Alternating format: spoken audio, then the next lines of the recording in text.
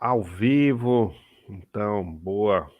Obrigado, Pedro Caldas, por participar aí dessa live. Eu sou André Deac, professor de jornalismo e de cinema na ESPM, produtor também de audiovisual, e a gente vai bater um papo sobre sua trajetória e os projetos que você tem desenvolvido aí, Pedro.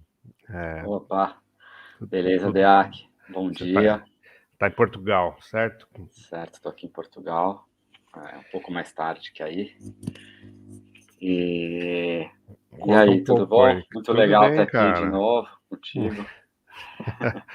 Conta um pouquinho desse início teu aí. A gente está falando com estudantes também, né? Então é legal saber como é que você foi parar aí nesse lugar. Ah, legal. Então, eu tô com 43 anos, né? Sim, então já trabalho no audiovisual desde 98, comecei com 18 anos. Então, Você se formou em audiovisual mesmo? me formei em cinema, fiz faculdade de cinema. Aonde? Aqui, Eu, aqui em São na Paulo? FAAP, Na é, FAAP. na FAAP, me formei em cinema lá em 2002.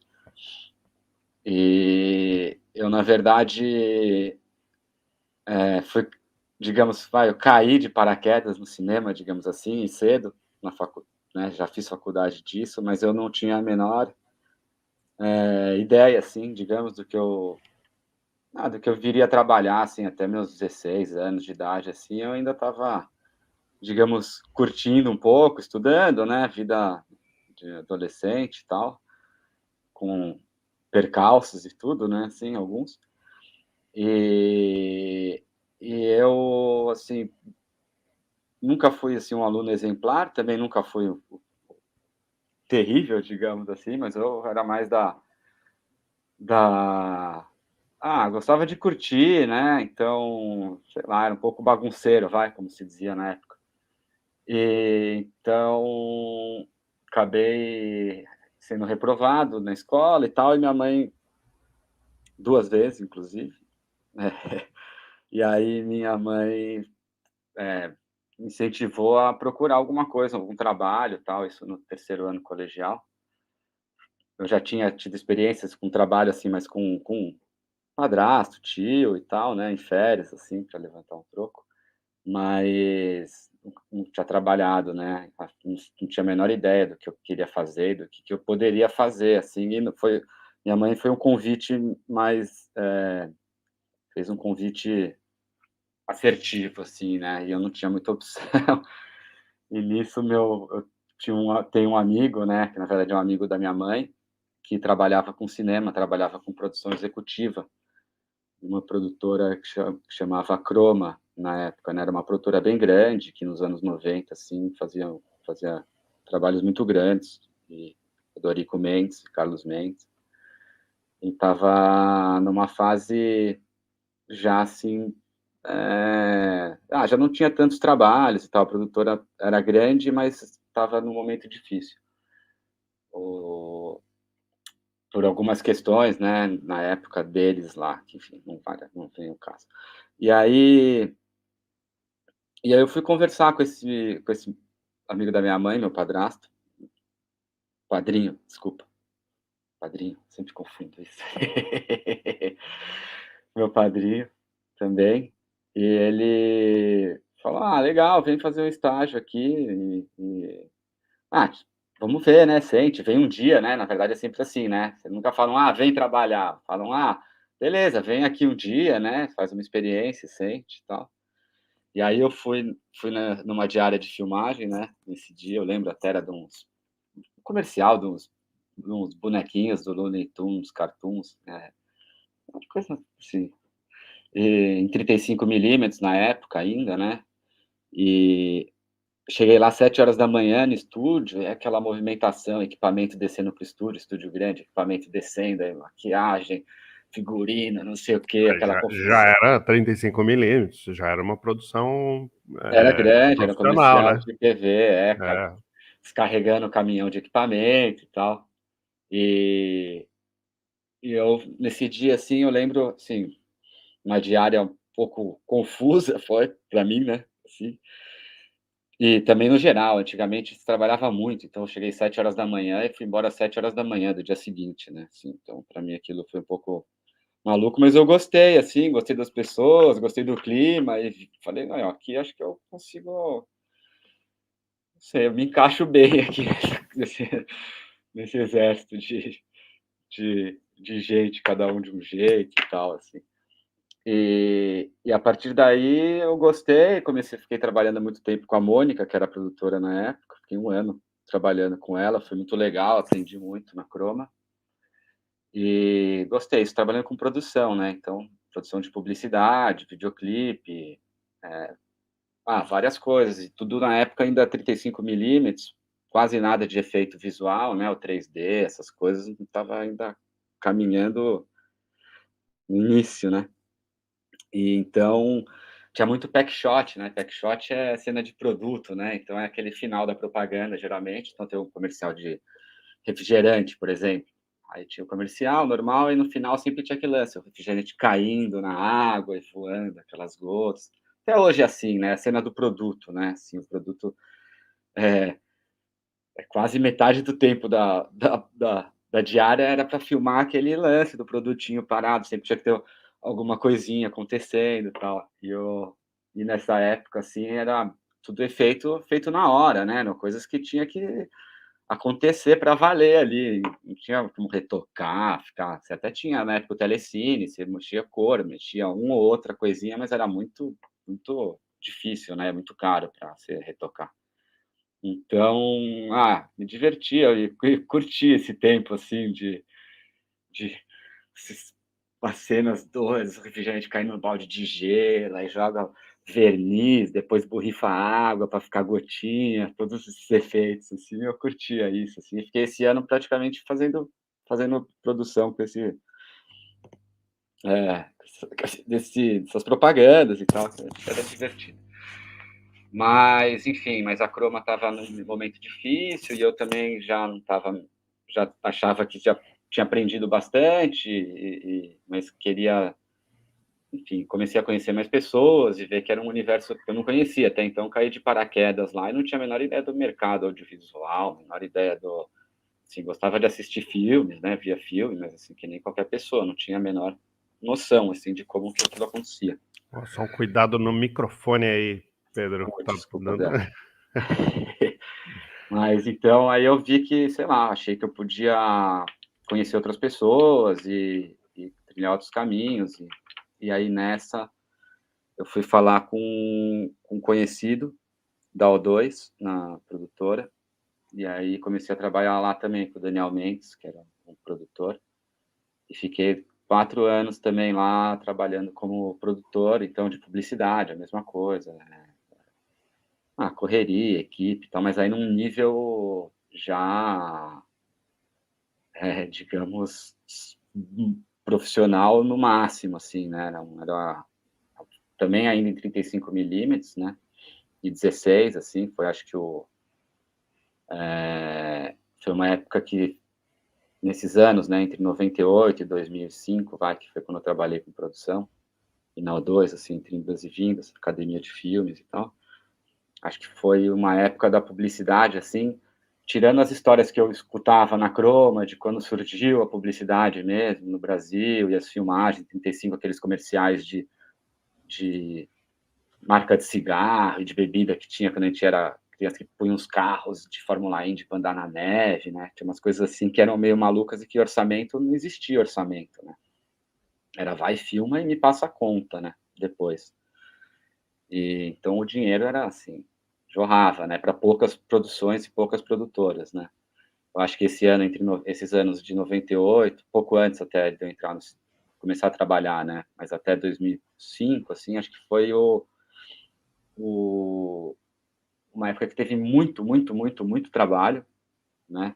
O cinema nacional também estava ressurgindo, né, assim, nunca acabou de fato, mas estava começando a ter grandes produções de longa-metragem também, de, enfim, muita coisa sendo produzida também, não só de publicidade, mas de conteúdos de cinema e tal, documentários. Então foi uma época, acho que tinha também ainda ainda bastante dinheiro, assim, não eram tantas produtoras, tantas produções, tantas coisas, então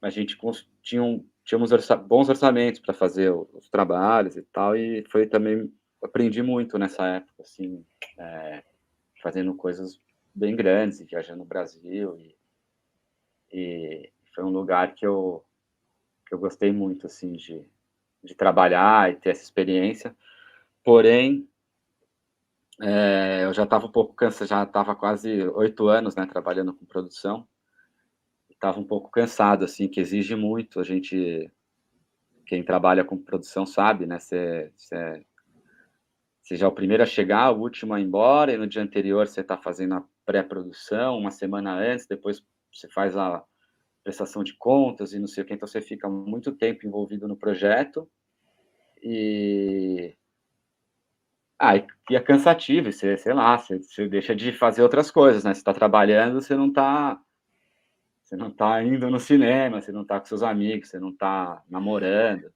sei lá, você não tá. Que é? Conta mais esse trabalho de produção que você fazia. O que era exatamente? Que você chegava, tinha que chegar cedo, tinha que sair por último. Então, Conta o detalhe aí de uma a produção para. produção, na verdade, assim, você é responsável, no caso da produção, da direção de produção, né? Assim, essa produção da filmagem, do set, né? Não executiva. Mas essa produção é assim, você vai, vou explicar do começo, que fica mais fácil até para mim. Entrou um filme, sei lá, tem um filme para fazer para, sei lá, um comercial de refrigerante, vai, que eu já estava falando. Conta um que enrolou mesmo, pode ser? É, Você fazia então, de refrigerante direto? fazia refrigerante, fazia telecomunicações, né, um monte de coisa, mas geralmente, assim, te ligam, falam: "Ó, entrou o job tal, com o diretor tal". Oba, você fala: "Legal, boa". Então tá, aí você vai, faz a reunião de pré-produção, aí a gente vai, então o filme, sei lá, é na praia, com um elenco tal, com as características tal, aí você monta a sua equipe de produção, né, então geralmente vai ter um assistente ou 2, estagiário e tal, e aí essa equipe é responsável por, fazer as contratações da equipe, né, então desde o fotógrafo, na verdade, o diretor escolhe o fotógrafo, né, assim como ele escolhe o produtor, e aí o fotógrafo vai te passar a lista do a da equipe dele, então o maquinista e o eletricista. E aí os assistentes de elétrica, assistentes de maquinária, assistente de câmera, então uma equipe grande de fotografia, equipe grande de arte, figurinista, maquiador, o diretor de arte, né, obviamente, produtor de objeto, cenógrafo, cenotécnico, aí equipe, aí tem os motoristas, né, de cada equipe, enfim, a produção faz, digamos, esse RH, sim, de toda essa equipe, além de marcar alimentação, equipamento, então o fotógrafo vai pedir uma luz, aí o eletricista vai pedir os acessórios que ele precisa, o maquinista vai pedir os acessórios, então o maquinista é quem cuida da parte de movimento, né, da câmera ou digamos, onde a câmera vai estar fixada, né, então pode ser uma grua, pode ser um traveling, pode ser um tripé, né, pode ser na mão, enfim, ou numa traquitana, né, que a câmera vai descer num cabo de aço, enfim, hoje em dia com o drone não se faz mais isso, se fazia, né. E, então, produtor, digamos, é o responsável por contratar e fazer o pagamento, e dentro do orçamento que ele recebeu para toda essa equipe, além de administrar no dia o set, né. Então, por exemplo, então é a praia, que nem eu estava falando, transporte para todo mundo ir para a praia. Chega na praia, vai ter que montar uma base para alimentação, uma para o figurino, uma para maquiagem, uma para os objetos que tiverem, enfim, o efeito especial, que vai precisar de alguma coisa, você cuida de tudo, inclusive por exemplo, chegou na praia, ou por um acaso, a roupa que usar na cena, meu, se acontecer um acidente, tem que produzir uma outra, você sai correndo, achar uma tábua de passar, um lugar para Choveu, ligar. né? Começou a É, chover. choveu, exatamente. Então, assim, umas loucuras, assim, uns perreios, mas é legal, assim, é uma responsabilidade muito grande, porque você tem uma equipe de 60 pessoas que você é o responsável, então se o cara tiver uma dor de cabeça, ele vai vir atrás de você, se tiver faltando alguma coisa, vai ser atrás de você, se tiver algum problema grave, que às vezes pode acontecer, você é responsável por isso, né, assim, então você tem que toda a parte de segurança, de enfim, você tem que estar de olho você é o zelador, digamos assim, daquela história toda. Então você tem que fazer com que as pessoas estejam alimentadas, descansadas, com um nível de estresse mais baixo possível, que aquilo é um ambiente muito estressante. O Então você que é também. curioso, né? Porque tem produtor que aumenta o nível de estresse, né? É, exatamente. Tem desses. Trabalhei com muitos desses, que chega no. A filmagem tá rolando até que bem, assim, com um probleminha ou outro. O cara já chega pé no peito, falando palavrão, entendeu? Tipo, vi cenas feias, assim, coisas bonitas também, mas cada um tem seu estilo, né, tem gente que acha isso desde sempre, né, tem general que achava que o jeito de pôr a tropa na linha era dando cacete, tinha outro que era dando comida que o cara gostava, sei lá, tem várias estratégias aí para você levar a história, mas é fato que é um Você acha que ainda tem isso? A minha impressão é que o mercado ainda trabalha dentro dessa lógica que hoje a gente chama de assédio moral, quase, né? Assim, várias vezes chama de fato, mas você acha que não, ainda rola tem. isso? Acho que rola sim. Assim, eu acho que como em tudo, né, assim, na sociedade está mudando muito, né, nesses últimos tempos. Então, acho que a gente vem, digamos, cada vez mais fazendo uma autocrítica e olhando as coisas que acontecem, aquilo sendo divulgado também, aparece. Então, as pessoas acho que às vezes não que não sintam vontade de fazer, mas muitas vezes hoje em dia elas têm consciência de que aquilo não deve ser feito. Então ela tenta respirar e tal, porque realmente, antigamente, você chegava no set xingando meia dúzia, falando besteira, palavrão, ninguém ia fazer nada, não acontecia nada. Hoje em dia, não sei, alguém pode te filmar, por exemplo, ou pode te processar, e isso vira uma coisa pública e as pessoas podem acabar perdendo trabalhos e tal. Então, acho que é uma coisa, não é uma coisa, não é uma consciência que veio por uma educação, digamos, moral ou sei lá, não é uma questão Veio pelo ética. medo também, né? Mas por isso, porque realmente não sei, eu acho que não tem, cada vez tem menos espaço para esse tipo de atitude, né? Assim, Bom, e mas tomara imagino que que não que acabe né, essas coisas um dia, quem sabe. eu que te conheço, seu estilo não era esse, né, cara? Você era mais Não, era do amor, bonzinho. né? Não, era bonzinho, meu. Eu até sofria muito por isso, porque tudo vinha parar em mim, assim, porque não, vou pedir pro Pedrinho que ele é mais Ele tranquilo, né? entende, ele entende. Não vou pedir pro diretor, que o diretor.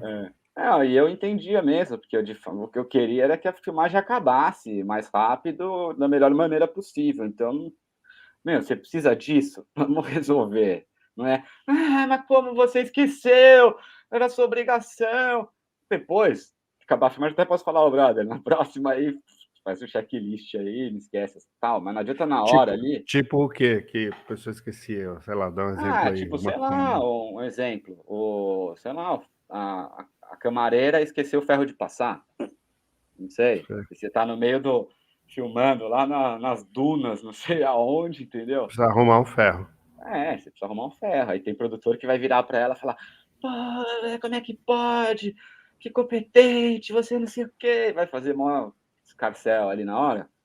Realmente você fica nervoso, fala: "Puta, né, tem que ir, né, tal, não sei o quê", desculpa o palavrão. Tem que ir, tal, não sei o quê.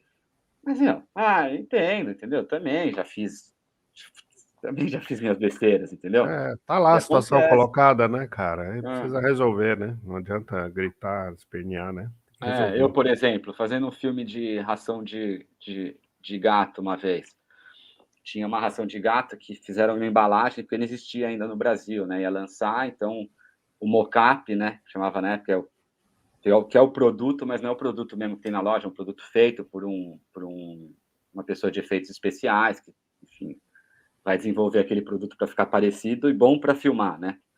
Uhum. Desde um hambúrguer até um pacote de ração de gato, digamos. E aí era o único pacote e tal, e eu precisava pegar ele e levar na loja de tinta, né? Então isso também, né? A gente cuida dessa parte de produção, faz a cenografia, tal. Então vai pintar o estúdio, não é a gente que decide nada, mas a gente que compra tudo. Né? Então assim, e aí eu tinha que ir lá na loja de tinta, pum, cheguei, peguei o carro, fui na loja de tinta. Ai, cadê o saco? O que eu fiz com o saco? Tal, não sei o que, não acho o saco, já tava. Ai, meu Deus, cadê? Devo ter deixado na produtora. Aí voltei. Na hora que eu vou estacionar o carro onde eu tava, eu vejo ração de gato, assim, pelo chão, assim, espalhado no meio da rua, assim. Eu tinha posto em cima do Pô, carro e saiu andando. e saí andando. E Aí era um nessas. mocap, não era. É, E aí? não, aí Aí toca estragou o ligar. Aí, negócio? como eu era o produtor, eu já resolvo ali eu mesmo, já, né? Mas dá vontade de chorar na hora você fala, meu, tudo correndo, já sem tempo. Mas aí peguei um pedaço que eu achei no chão do saco da ração, levei para a loja de tinta para fazer, já liguei pro cara do efeito especial, lógico, tudo tem um custo, né? Né? Não é de graça, mas Fazer. precisamos tal. Ele ia fazer de qualquer jeito mais alguns para filmagem, porque nunca tem um só, né? Então, assim, ia ter mais alguns e tal, consegui resolver, mas assim, eu tô falando porque assim, todo mundo comete erro, entendeu? O camareiro, o produtor, o diretor também, várias vezes, tá lá no filme, filma tudo, na hora que vai ver no telecine, na época que era em negativo, pô, tem uma sombra de alguma coisa ali, entendeu? Diretor de fotografia também erra, todo mundo erra, assistente de câmera, quantas vezes também época de negativo, vai um pelo no meio do filme, assim, entendeu? Não, normal, faz parte de qualquer, acho que de qualquer ofício, né? Assim, o que a gente tem que ter é tranquilidade para resolver as coisas, tá? Assim, o que dá para ser resolvido, o que não dá, às vezes, você lamenta Pois é. e vai para a próxima. Mas aí, voltando, então o produtor ele faz essa pré-produção, que é marcar todo mundo, marcar o lugar, visitar a locação, certificar de que tudo vai estar do jeito para a filmagem acontecer, né? Então chega no dia mais cedo, já monta a mesa do café da manhã, limpa o que precisa limpar, arruma o que precisa arrumar, sinaliza o que precisa sinalizar, onde é banheiro, onde é não sei o quê, onde é o camarim, onde é isso e aquilo. E aí no dia da filmagem, enfim, tá presente, né? Tem que estar presente no set para resolver as coisas que vão acontecendo, mas acaba sendo, se tá tudo bem produzido e tudo no jeito, no dia, enquanto o set está acontecendo, é mais ir ali administrando e fazendo a coisa acontecer, né? E aí termina a filmagem, aí tem desprodução, então guarda tudo, tal. O produtor tá lá também para encerrar, né? A locação, o estúdio, ou o que for. Aí volta para casa e daí o filme vai para finalização, né? Sai do departamento dele, digamos assim, né? Vai para pós. E o produtor fecha o filme. Então vai pagar a equipe, vai pagar, fazer a prestação de conta, então, do dinheiro que pegou de produção. Então, comprou material de produção, pagou, sei lá, pagou o que precisava pagar, fez o que precisava fazer, e aí finaliza o filme. Então, isso é pouco tempo, né, depois, assim. O mais difícil e o principal mesmo é essa pré-produção, né. O dia também, lógico, né, certificar de que as coisas vão acontecer bem e que você está presente ali para resolver e ajudar no que precisar, mas essa pré-produção é o principal, né, do trabalho do produtor, que é ter tudo ali redondinho para a hora que for dar a ação, né. E aí, bom, aí eu fiquei muito tempo trabalhando com isso, mas veio uma ah, cansei, queria ver novos horizontes e tudo, e aí montei uma produtora com um amigo, que a gente ficou durante uns anos aí fazendo, foi quando eu tive contato mais com a câmera, né, e com isso em 2005, foi a primeira vez, não, primeira vez não, né, já tinha pego câmera algumas vezes, você tá ali, sempre gostei de tirar foto, mas assim, cinegrafista e tal, profissional. Comecei ali em 2005, aí fiquei um tempo fazendo videoclipe, fazendo institucional nessa empresa com um camarada, ficamos eu, o Ivan e o Gabriel Ranzani, ficamos 5 anos. A produtora ainda tem, né, esse meu amigo ainda tem a produtora, eu saí, ele continuou, mas eu Gostei também, foi uma outra fase que eu aprendi fiquei mais na parte de edição, filmagem e tal, aprendi um pouco, digamos, ser um cameraman ou um movie maker, sei lá, uma pessoa que filma e edita o que filmou, assim, então fazia making off de evento, fazia bastante coisa, assim, divertido também, é um outro lado, assim, que você tá é o oposto, né, você tá com uma produção, 60 pessoas e não sei o que e tal, é você sozinho, só você, com a sua câmera, entendeu, na mochila, ir lá para um lugar para fazer sei lá, um registro de um evento que pode no caso que a gente fez nessa época, né, por exemplo, a gente fez da Fórmula Indy, que teve no Brasil em São Paulo, uma época na Marginal, fazia dos festivais de cinema em Paulínia, que também teve nessa época, fazia making offs de filmagem, então na própria O2, onde eu tinha trabalhado, na Vetor Zero, que é uma outra produtora, making off e esses eventos, né? Então, sei lá, rodeio, de tudo, né? Você vai, viagem, então tinha lance de acompanhar a gente, cruzeiro, não sei, a gente fazia um monte de coisa, assim. Mas era esse oposto, era divertido, era a gente com uma câmera, às vezes 2 câmeras, mas também não tinha um diretor, né? Você que decide, diz o que você vai fazer. Às vezes tem uma demanda do cliente que fala, pô, precisa ter isso, isso, isso, mas na hora você que vai ter que se desenrascar para fazer tudo acontecer, né, para ter as imagens e tal, e foi uma experiência boa também, assim.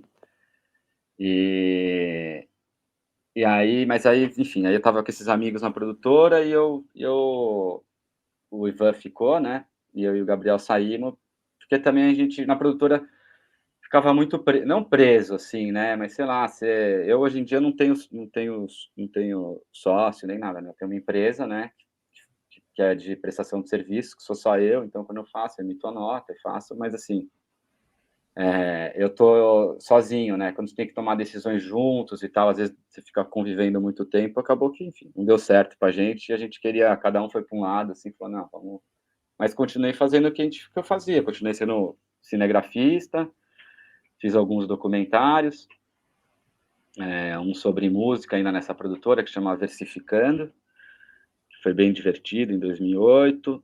Depois fiz um outro documentário também autoral, que era do Projeto São Vito, junto com a Camila Mori, que é o edifício que a gente gravou em 2001 e ficou com as mini DVs paradas também durante 15 anos, aí depois finalizou e tal. Mas, no geral, assim, eu assisti o Vinícius Collet, né, a Marina e o Gus e tal, foi bem legal. E aí, tanto o Collet quanto a Marina, foi muito parecido, assim, o que eles disseram, que era que o que motivava eles, né, o que era o motor deles, assim, eram os trabalhos autorais, né, e que os outros trabalhos eram, digamos, para pagar a conta e tal. E aí eu fiquei me questionando, assim, falando, nossa, é verdade, mas eu nunca fui por esse lado, assim, eu sempre acabei trabalhando com, enfim, só fazendo sempre o que me demandaram, né? Assim, praticamente eu trabalho, não tenho um trabalho autoral, tem esses 2 filmes que eu fiz que são autorais, mas mais ou menos, que eu também, foi uma ideia que eu tive colaborativa e fiz, eram coisas que a gente já tinha na mente faz tempo, mas não era uma coisa que, não sei, eu não estou conseguindo achar a palavra. Mas eu não sei, eu fiquei pensando mesmo e admirado, né, com eles, assim, com essa força e tal, né, de fazer as coisas além do que você já tem que fazer normalmente, assim, você ainda investir o seu tempo e numa coisa que já te demanda muito tempo, assim, e eu nunca consegui fazer isso, assim. Fiquei até pensando, eu tinha que me esforçar nesse lado, assim, porque falei: Mas "Pô, fala dos 2 projetos aí que você falou, que é mais ou menos autoral, conta aí um pouco deles. um filme que chama Versificando, que é sobre a música de improviso, né, então o repente, o coco, o hip hop freestyle, né, o rap de freestyle.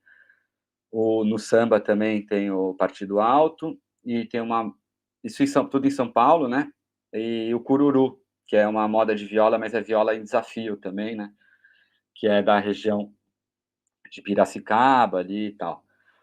E aí nesse filme a gente tentou fazer um registro mesmo, assim, um raio-x quase, de como que em 2008, quando foi realizado o filme, estava a cena. Então falamos com muita gente, assim, desses três, do samba, do rap, da cultura mais do norte e nordeste. E, e aí, foi muito divertido, assim, era uma época também que estava surgindo, né? Hoje em dia o rap, o freestyle é muito mais difundido e tem muitas batalhas, acho que em toda cidadezinha ou em qualquer lugar, acho que tem gente fazendo batalha de freestyle, né? Assim, cresceu muito, tem alguns projetos bem grandes e tal, mas na época era uma coisa muito pequena, que tinha ali na Santa Cruz, em São Paulo, e tinha em 3 lugares. Tinha também a Rinha dos MCs, que quem organizava era o DJ Dandan e o Criolo, né? Na época, Criolo doido. E foi divertido. A gente entrevistou o Emicida bem ali no começo, antes de lançar o disco. O Criolo também, convivi bastante com ele nessa época. E o Taíde, enfim, várias pessoas do hip hop, assim. No samba também, muita gente. Do samba da vela, o samba da feira, que também era outra coisa que na época tinha muito e continuou, né? Assim, uma coisa que não acabou e só aumentou, né? Os saraus, roda de samba, né? Assim, acho que a cidade de São Paulo nos anos 2000 ali, né? Até 2010 e hoje em dia continua, mas nessa época assim surgiu muita coisa assim, né? De iniciativas iniciativas próprias da comunidade, né? Assim, nada vindo de fora, assim, né? Era tudo coisa sendo produzida de dentro para dentro, né? Então conheci o pessoal do Pagode da 27, que é lá do Grajaú também, que eu até frequentava ainda frequento, assim, quando tenho oportunidade. Mas que é um pessoal muito legal, assim, são iniciativas que criaram espaços dentro da cidade que não existiam, né, que eram abandonadas e violentos e degradados, né, e a partir desses projetos e dessas iniciativas, enfim, se recuperaram pessoas e espaços, né, assim.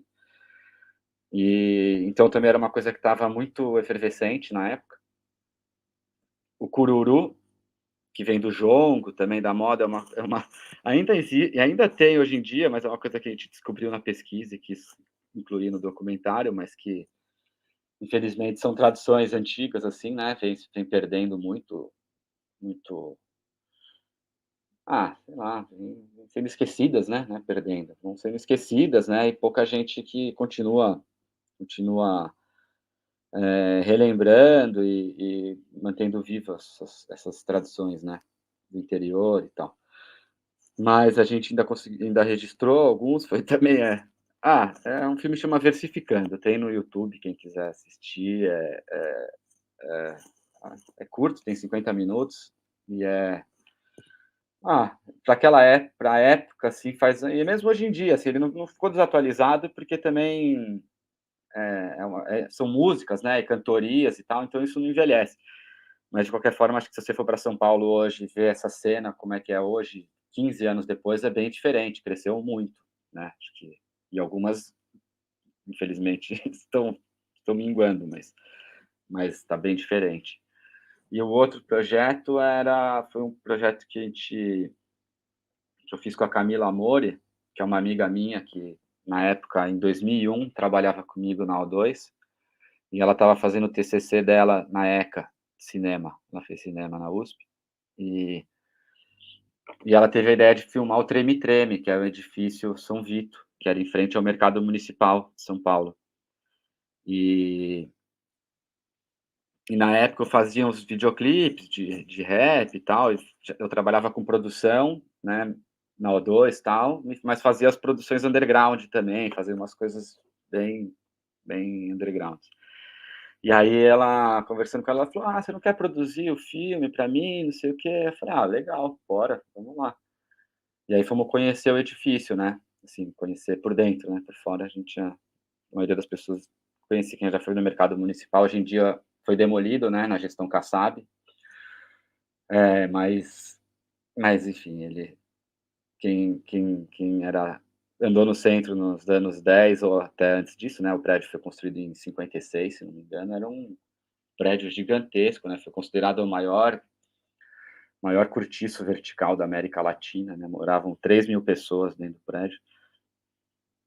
E a gente entrou lá, ficou 3 meses só sem câmera, sem nada, só conversando com as pessoas para conhecer as pessoas e ganhar a confiança das pessoas para conseguir filmar lá, porque na época já tinha o PCC em 2001, né, já existia o PCC, não era famoso, mas já tinha, né, e lá por acaso era assim, a gente fala era, parece que o lugar era controlado pelo PCC. Não, eles controlavam, eles controlavam, vai, mas não eram, eles não eram donos do prédio. A maioria das pessoas que moravam lá eram trabalhadores, eram gente normal. Normal, digo, não que os traficantes não sejam normais, né, mas assim, normais eu digo legais, tinham trabalhos legais. E mesmo lá o pessoal do que comandava o prédio e tal, recebeu a gente muito bem, falou: "Ó, só não pode filmar a gente e tal". A polícia eles já não recebiam tão bem, assim, mas a gente, muita treta, jogava botijão de gás em cima do carro de polícia, a polícia entrava lá, tropa de choque, era uma briga, né, uma luta. Mas enfim, e aí a gente conheceu muita gente lá no prédio, sensacional, 25 andares, elevador às vezes não funcionava, subia e descia 25 andares a pé, assim, mais de uma vez no dia, assim, era era jovem também, né, bem mais jovem.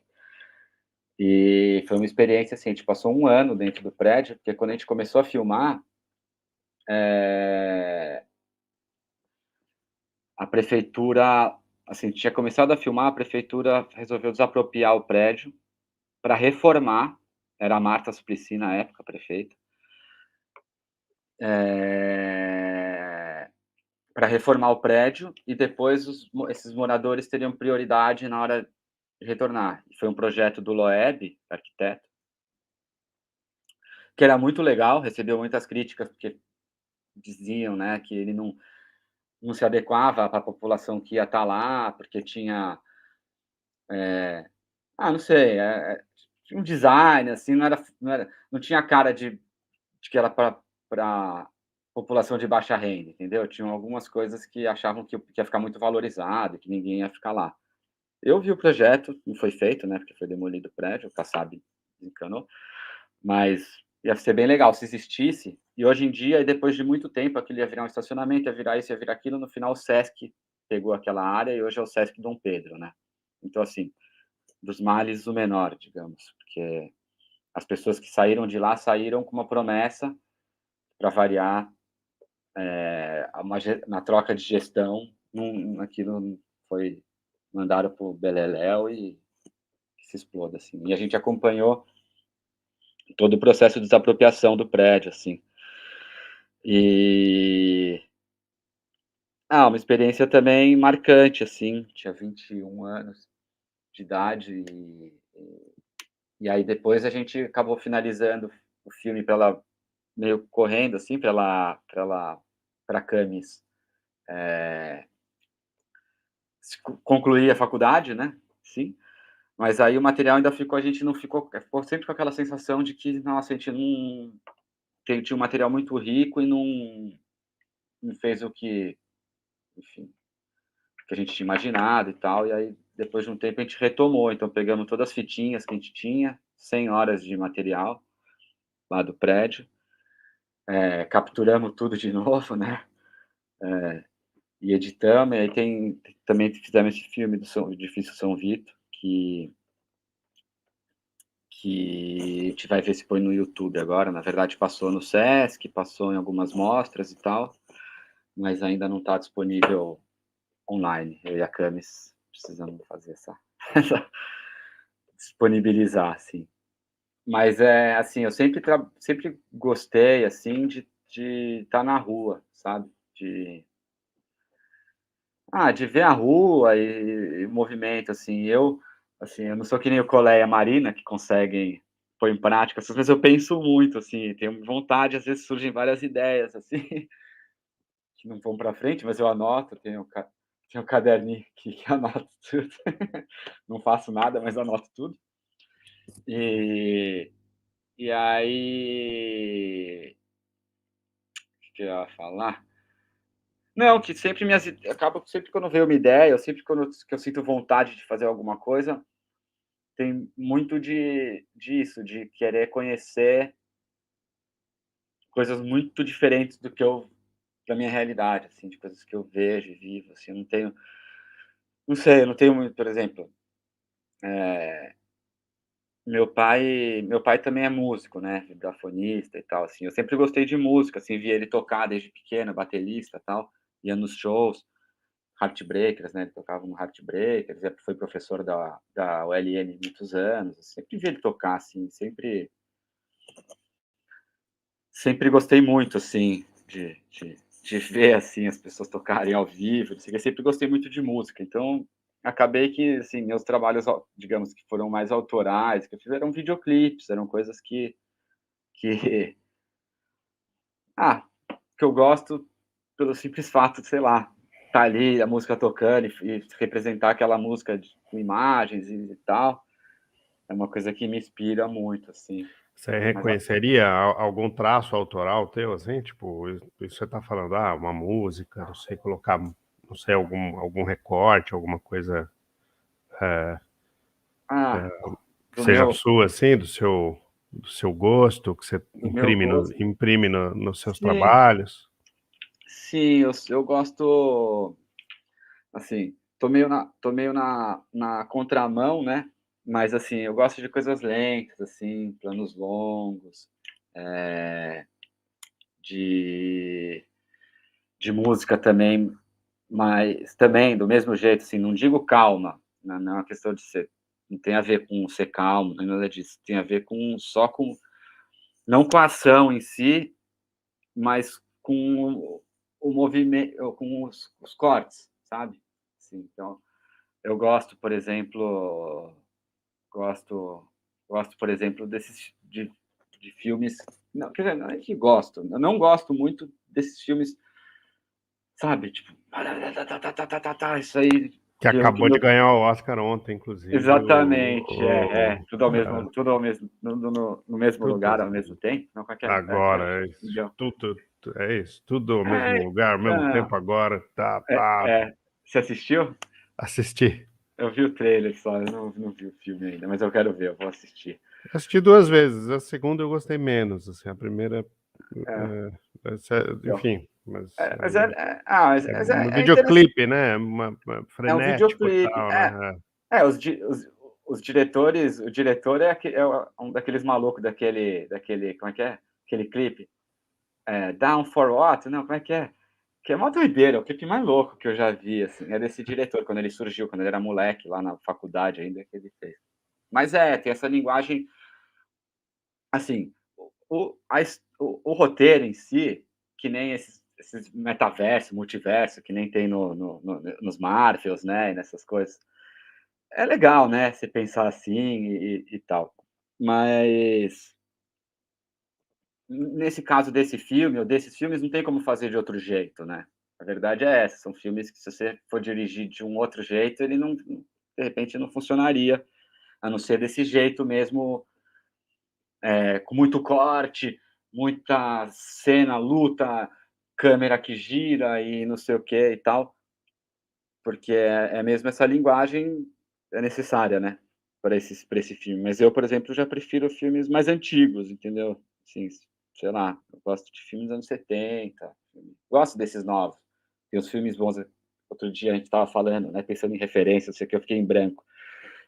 Mas, por exemplo, um filme que eu acho muito bom e que, assim, seria, se eu fosse fazer um filme que eu queria ter feito, vai, pensando assim, tipo aquele Roma, sabe qual que é? Roma, mexicano, acho que ganhou Oscar também, não ganhou? ganhou de filme estrangeiro. Meu, eu paradão, mas a cena em si, a composição dos quadros, as coisas que estão acontecendo na tela é muita informação, às vezes, em algumas horas, saca? Tipo, são planos, assim, quase épicos. Tá chegando o carro, tem muita gente, tipo, figuração, assim, tem muita gente, um ônibus chegando no fundo, um não sei o quê. Tá uma confusão acontecendo, mas a câmera tá meio de longe parada, assim, você tá meio vendo tudo, sabe? Assim, não sei, mas é uma coisa pessoal, não tem, né? Não vou dizer que é melhor, que é pior, mas assim, eu gosto mais desses filmes assim que você vê e fica pensando e tal. Tem um outro que é nessa onda também, que é um filme colombiano, que eu esqueci o nome agora, mas que também é preto e branco. Bom, enfim, sei lá, que é mais recente, né? Eu ia tentar trazer um filme mais novo, mas esqueci o nome agora. Mas assim, mas eu também não. Que eu ia falar lá desse negócio autoral e tal. Quando eu parei de trabalhar com produção, é porque eu achava que a minha vida estava muito corrida, eu não tinha tempo para fazer coisas normais, entendeu? Tipo, ir comer na casa da minha avó, sei lá, saca? Tipo,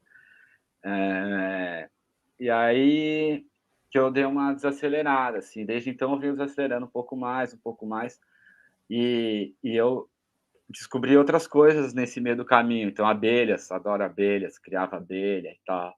Assim, uma coisa que eu gosto. Plantas, gosto de plantar, ver a plantinha crescer, tirar o mato em volta delas, e podar uma árvore, entendeu? Limpar uma árvore.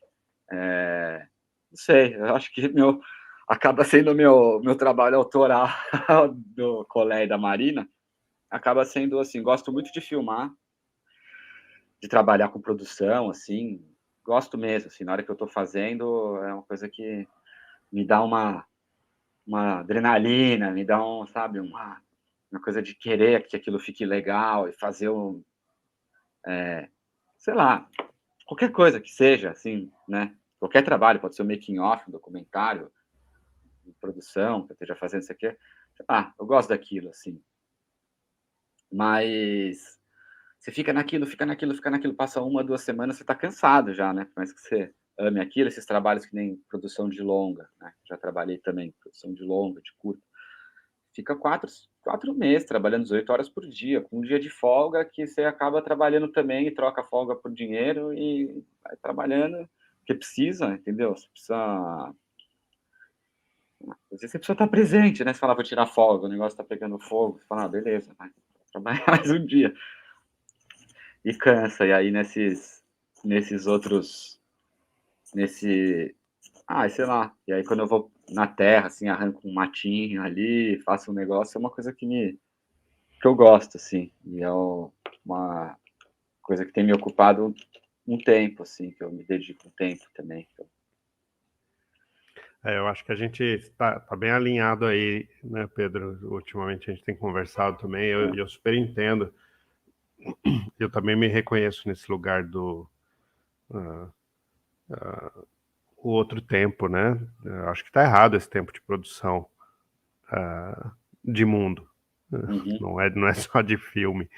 É, O mercado exige essa velocidade que não é condizente com a sustentabilidade humana do planeta.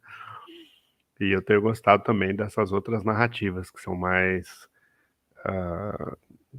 naturais, me parecem, né? Então, mais dentro de uma proposta de mundo, de construção narrativa que é um outro paradigma. Não é o tudo ao mesmo tempo agora.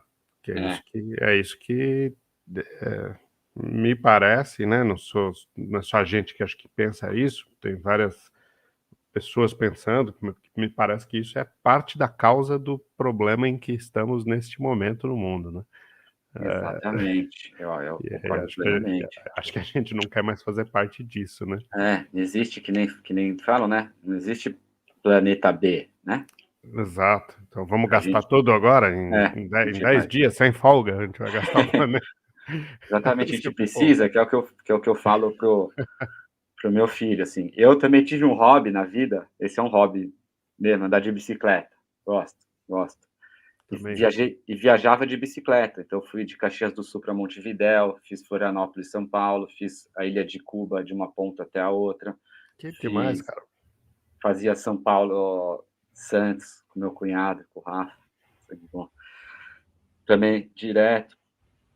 São Paulo, Taubaté. Eu gostava de pegar estrada, assim, gosto de estrada, pegar bike e viajar Viajar. mesmo de bicicleta. E é uma sensação assim, eu fiz a primeira viagem, eu tinha 18 anos, eu saí de São Paulo, de Florianópolis, fui até São Paulo, pedalando. E entrei na minha casa pedalando, assim. E a sensação nesse dia, assim, foi, meu, posso fazer qualquer coisa. Entendeu? Eu entrei em casa e falei, meu, qualquer coisa que eu quiser fazer, eu faço, assim, é libertador. E Eu também aí, nessas... compartilho. A bicicleta tem uma coisa. É você, né? É o seu músculo ali, não tem nada te empurrando, a não ser você É, mesmo. às vezes o vento, ou te empurrando ou te freando. Pode frear. Na estrada você percebe duas coisas quando você viaja. Uma, não existe plano, É. não existe. Você tá subindo ou descendo, assim, você nunca tá no plano, assim. Quase impossível, a não ser que você esteja de bicicleta na Paulista, acho que é o único lugar, ou ali no Tamanduateí ali. Mesmo a Paulista não é plana. Eu que É, ando ali, então. ela parece que é, mas tem uma subidinha ali para É. direção paraíso. E o vento também, que é uma coisa que você fala, não, você vê no mapa, fala, não, vou fazer daqui até ali, 60 quilômetros, beleza.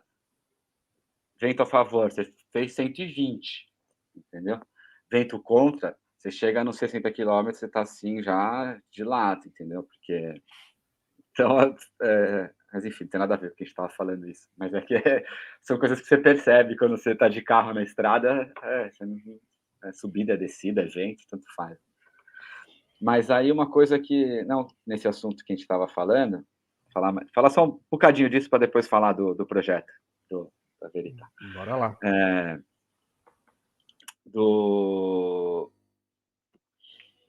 Não, então, que eu sempre que é uma coisa que eu falo com meu filho e tudo, dentro disso que a gente estava falando, dessa velocidade toda que está impressa nos filmes, na música, né, no nosso cotidiano como um geral, né, nas nossas opções que a gente tem, então a velocidade que a gente fica girando ali a telinha do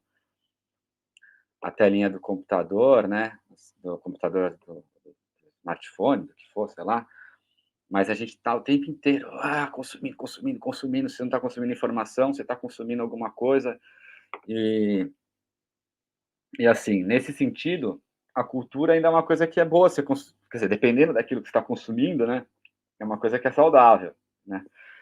Agora, até certo ponto também.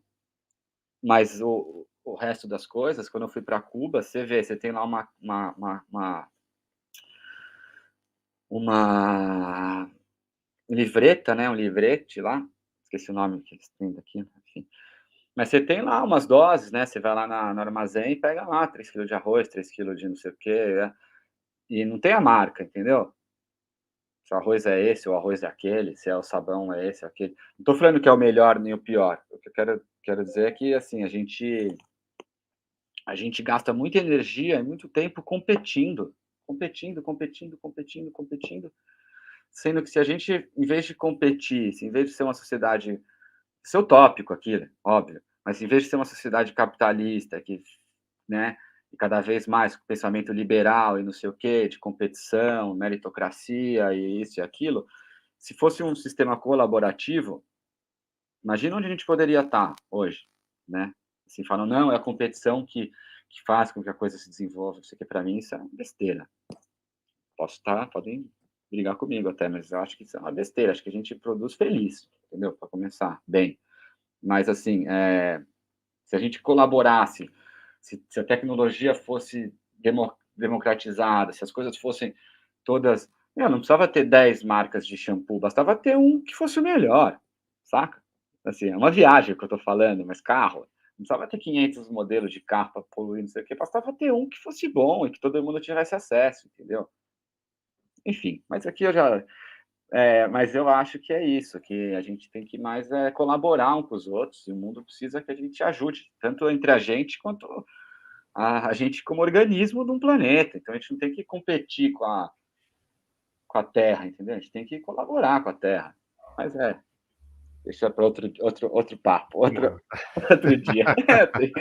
Dá para falar muito sobre isso. Mas, de qualquer forma, não, mas é muito legal, né? E aí, a partir de, para chegar, né, onde eu queria chegar. E aí, a partir de 2010, quando eu saí da produtora que eu tinha em sociedade com esses amigos, eu comecei a, a buscar um caminho mais para, assim, também menos trabalhar com institucional. Continuei fazendo com institucionais, coisas com publicidade, mas assim, começar a trabalhar mais com conteúdo documental e com um conteúdo que tenha uma reflexão, né, com coisas que eu acho que possam contribuir para o discurso mais progressista, digamos assim, ou mais, sei lá, mais alinhado com as coisas que eu penso, né? E nisso também comecei a fazer uma parceria com o Instituto CPFL e a partir daí também colaborar com outras produções e produtoras dentro dessa perspectiva do conteúdo document, documental, né? Assim. E aí surgiu a oportunidade foi o último trabalho que a gente fez antes da pandemia. Foi assim, a gente terminou a última diária, veio o lockdown. Foi assim. E a gente já estava, assim, na última, foi no Rio de Janeiro. E assim, tava o corona, já estava todo mundo falando, não sei o que, mas era uma coisa ainda, né? Hoje em dia todo mundo já é PhD em coronavírus, então nem vale eu ficar falando muito, mas na época ninguém sabia o que era aquilo e não sei o quê. E a gente foi filmar no Rio com a Angel Viana, e foi muito legal, inclusive. E a gente pegou o avião aquele dia já com uma sensação estranha, assim, porque ninguém tinha falado que não podia nem nada, a gente já tinha marcado faz tempo e tal, mas com uma sensação, assim, de será que eu devia estar fazendo isso? Não, não sei o quê. Mas, assim, foi um projeto que a gente conseguiu fazer, assim, nos últimos minutos, assim, e aí, por acaso, a gente já tinha pensado antes, até na hora que estava elaborando o projeto, de fazer ele com animações, né? De ilustrar aqueles depoimentos. Então, a gente falou com o Angel Viana, com o Márcio Balas, enfim, com um monte de gente legal sobre vários assuntos. E a gente tinha já pensado em fazer ilustrações e coisas para o vídeo. Então, acabou que a gente durante o tempo da pandemia, conseguiu finalizar esses vídeos e produzir essas animações, porque aí cada um da sua casa. Então, a Marina Quintanilha, que fez as animações, que ficaram muito legais, assim, gosto muito desse trabalho. E foi até um alento, assim, uma coisa para esse começo de pandemia, assim, que a gente conseguiu se segurar, assim, e continuar ativo, né, trabalhando, fazendo alguma coisa. Então, a série são alguns episódios, né, uns mais curtos, que chama Formas do Pensar, e uns mais longos, que tem 15 minutos, que aí cada um tem um título separado, mas foi muito legal fazer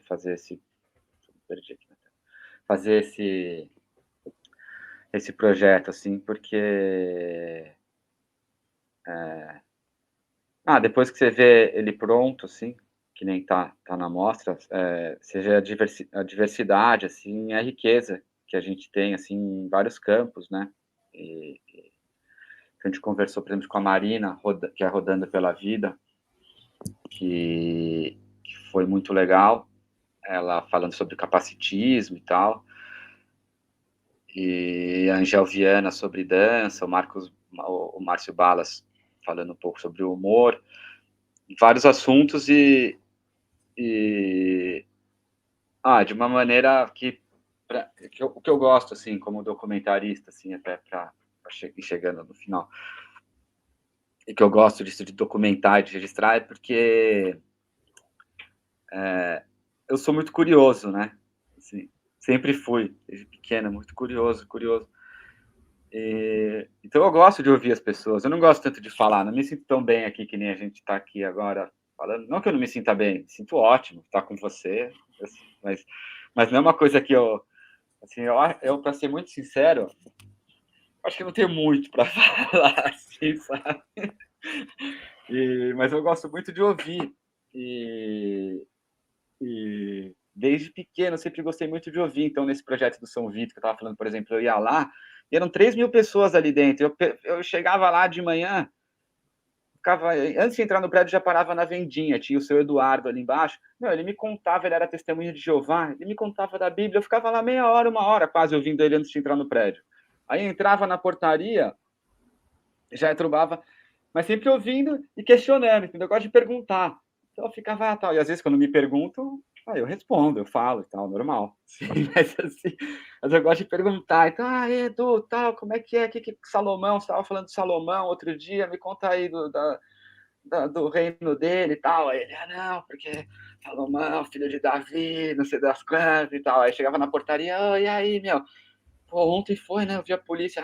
Pô, a polícia entrou aí, não sei o quê, tá? Me conta aí como é que foi, fulano, ciclano e tal. Sou meio fofoqueiro, né, na verdade, eu gosto de ouvir fofoca. Mas, assim, então por isso que eu acho que eu me identifiquei bastante, assim, com essa área, assim. E eu gosto de ouvir e perguntar. Então, para mim, eu me sinto, é um lugar que eu me sinto confortável, assim. Eu gosto de ver também as coisas por um quadradinho, assim, de longe. É Pô, massa. Pedro, então deu nossa 1 hora de papo aí, te agradeço super, e Oh, foi ótimo te ver, te ouvir, te perguntar. Estamos juntos aí, muito legal te escutar também. Pode falar mais, viu? oh, valeu, maravilha. Pô, brigadão, DEAC, mais uma vez. Agradecer também a Veritar, ao Instituto CPFL, a todos, são muitos, então não vou falar nominalmente, mas a todos aqueles que contribuíram para que essa mostra e esses filmes acontecessem. E é isso, vamos para a próxima. Obrigado demais, meu querido. Valeu. Obrigado a você, DEAC. Tamo junto.